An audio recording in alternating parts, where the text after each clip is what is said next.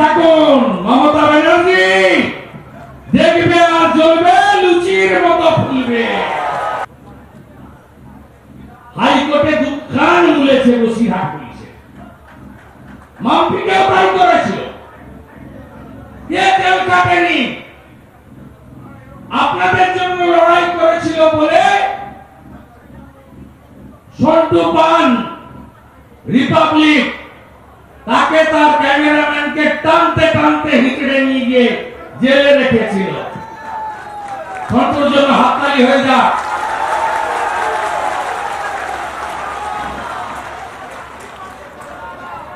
অন্য মিডিয়াকেও ছাড়েনি।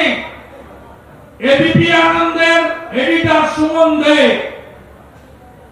তাকে নোটিশ করেছে সন্ধ্যাবেলা, বলছে পরের দিন সকাল 10টায় সন্দেশখালী থানায় আসতে হবে।